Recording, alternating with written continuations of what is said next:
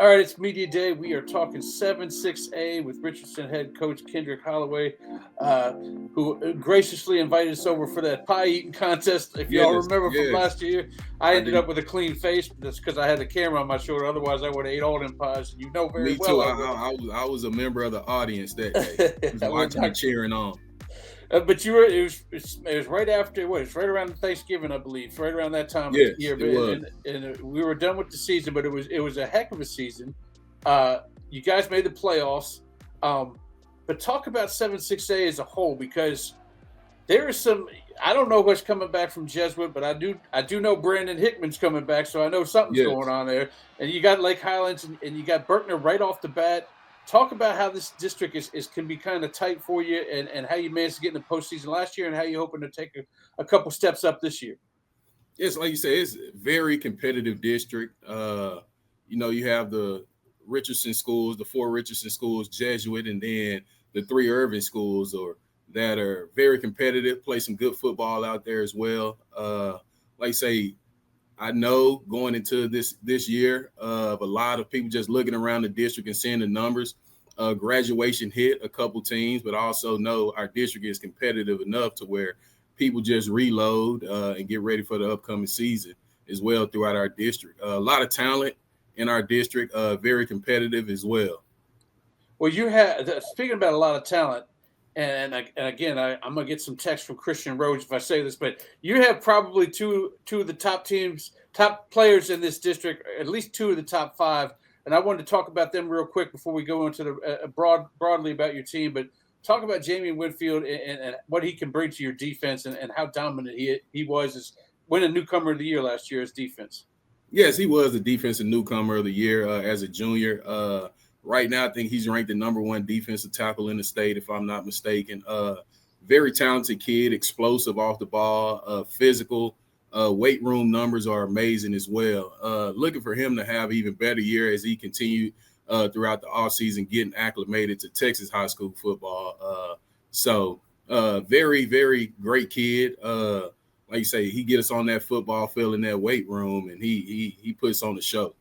When you say getting used to Texas high school football, where was he before he came here? He moved in from Mississippi, Oh, okay. Meridian, Mississippi. Yes, I last got you. last summer. How was when the lights turned on for Texas high school football? How did you look in his eyes? Did you see any kind of difference of how he, you know, Yeah, amazed at how we do things here? not. His eyes weren't too bright. After a couple games, he said he did realize Texas football is a little bit different. More of a big production. Is the kind of the words that he used when we had that conversation. But I always reminded him like football is football, no matter where you're at. You go out and you play and you give it your all. You pay attention to the details and play relentless every single snap. You'll give yourself a chance to win and compete at a high level. Well, then you flip it on the other side of the ball, and Damien Crowe was the offensive MVP last year. Talk about what he kind of bring back for you with this dynamic athleticism. Yes, I always tell people pound for pound. I feel like, and I know I've coached him, but pound for pound, I think he's one of the top players in our area and even in the state of Texas. Real explosive. He's been doing it for a long time on the varsity level. He's going into his fourth year. Obviously, he's a senior, but he's been a starter ever since he was a freshman. Had high productivity at the varsity level, even at his freshman year. Like I say, lightning in a bottle could make you miss in a phone booth. Real explosive. Like I say, he's one of those guys. I just get the ball to him, and tell everybody else get out the way and let him go to work. I was gonna say it's got to be fun to devise some plays like maybe your offense coordinator just sit up in the bed like, okay, if I get him this way, all of a sudden he can use, then I can just keep my hands away from him, let him do his thing, right? Yes, yes. Try to get the ball to him early and often as possible. What else do you have coming back offensively, or what are you looking for somebody to step up a position that maybe somebody needs to step up for offensively for you? From an offensive standpoint, our quarterback, Lucas Sawyer, he kind of split time last year as a starter. As a junior, he'll be QB1 this upcoming season. Has had a really great offseason, shown a lot, has grown even more in a leadership role, taking the reins, knowing that he's the full-time guy for us.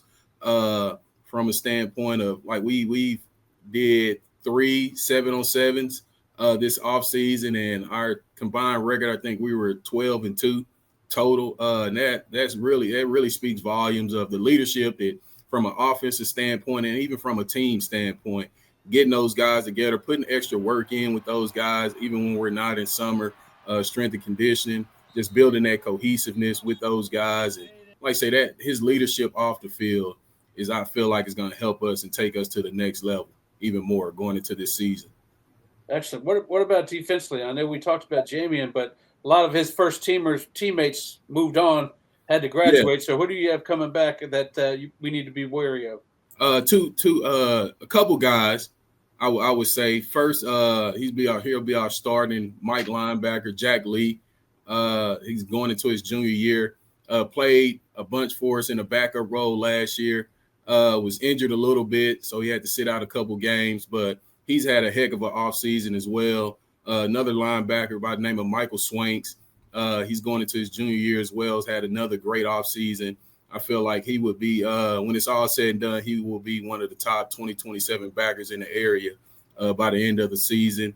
And then another person on the D-line, Antrell Smith-Bowen. He's a kid going into his junior year as well, was a backup defensive tackle for us. We'll move him around at end and tackle this year as well. And then on the back end, got a 3-year starter, Michael Allen as well. Very versatile kid, long, rangy guy, could play some man-to-man coverage as well as zone and do multiple things. Could be interchangeable at the corner and safety position for us.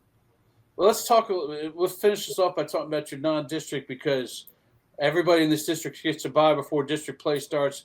But you got an up-and-comers with Plano. You got Lakeview Centennial. And just looking at Lake Ridge, I realized how they got Felix Ojo over there on the offensive line. You got Whitfield on this side. Man, if those two match up, that may be must-see TV in week 3. So that'd be interesting to see. What do you hope to get from these games to get you ready? Because you're going Berkner right off the bat, and that game is what got you in the playoffs last year. That win over Berkner got you in there. So talk about what those 3 games and maybe an off to get you ready for district play.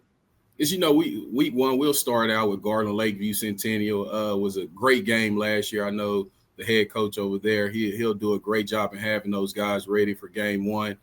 Talent, have a bunch of talent over there, some big kids over there. So really starting out the bat with game 1 with Lakeview Centennial, just figuring out, getting some of those young guys acclimated to varsity, because we did graduate, I think, at least 35 seniors last year. So some of those young guys that don't have varsity experience, them getting that Friday night experience and seeing and being under those lights. You can try to mimic it all you want to in practice and spring ball and prepare them in the summer, but it's a little bit different when that band's playing, and everyone's in the stands and those lights are shining on a Friday or Thursday night.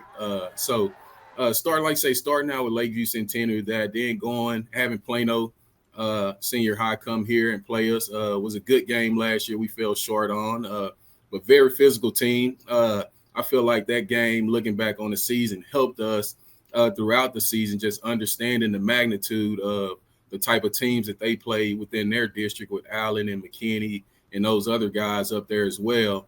And then, like you say, going out to Newsom Stadium and playing Lake Ridge, a really talented football program. I witnessed that throughout their freshman and JV teams as well, on top of what they had on their varsity team and what they may have returning. Like say, Felix Ojo I think he's rated number 1 or 2 tackle in the state. Be a great matchup for some of our young DNs as well. It's going to be fun. It's right around the corner, Coach. Man, we're less than a month away from when this thing airs. So I'm looking forward to see you guys on the field, and thank you for joining me, man. Yes, sir. Thank you as well.